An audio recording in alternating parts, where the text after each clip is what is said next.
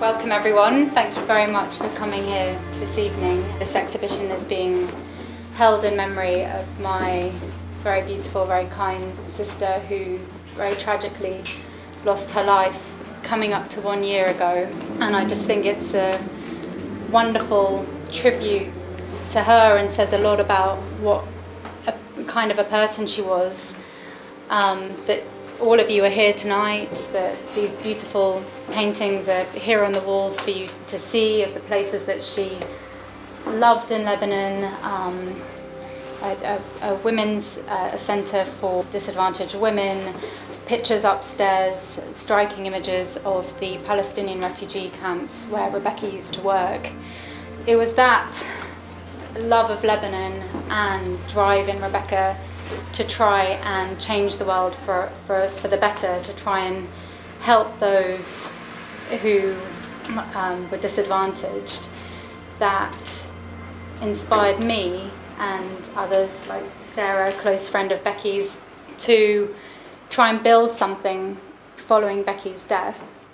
We set up the Rebecca Dykes Foundation in about January this year, and we will just be completing our first project in the next couple of weeks, which is in collaboration with a local Lebanese women's charity called CAFA.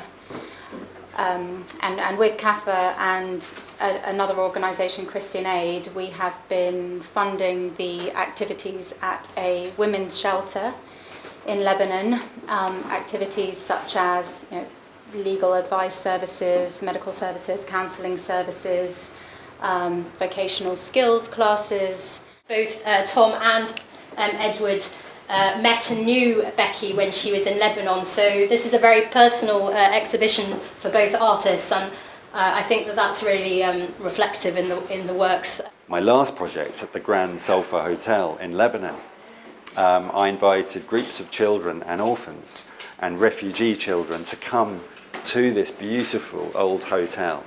And we did art workshops in the garden underneath the cedar tree, the great symbol of Lebanon. And I told the children about Becky's life and her work and what she dedicated her life to.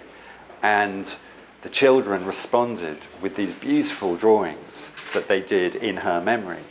And in fact, some of these drawings are here. They're on display in London because I wanted to bring the creativity of the children, refugee children who Becky really cared for. I wanted to cover places that Becky has worked on and places that were affected by her work. And so that led me really to Palestinian camps in Sabra, Shatila and Fawj al-Barajni, and also work with Syrians who have been quite marginalised and are spread in shacks, shanty towns, tents all across the country. The title of this exhibition is so appropriate because what she did was shine a light in some of the darkest places.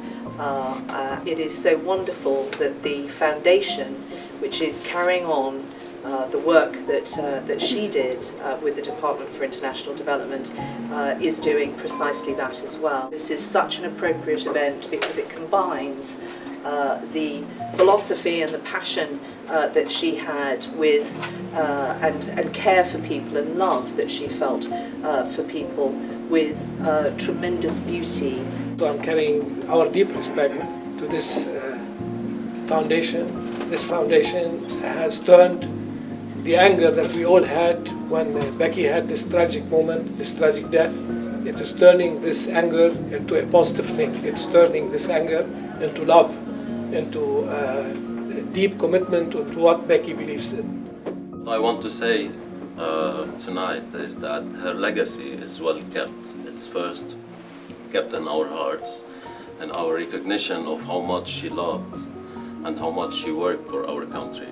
I can assure you that for us Lebanese, her legacy will always remain in our hearts. I think that all of this says so much about Rebecca, her kindness, her friendships, and her relentless dedication to helping others. As Rebecca's sister, it makes me incredibly proud. So my final thank you this evening is to Rebecca herself, without whom we'd not be here, and whom we all miss very, very dearly.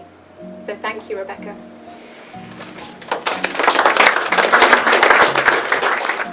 The Peace and Prosperity Trust, Becky was actually meant to work with them before she died, so it's so fitting that they're here today.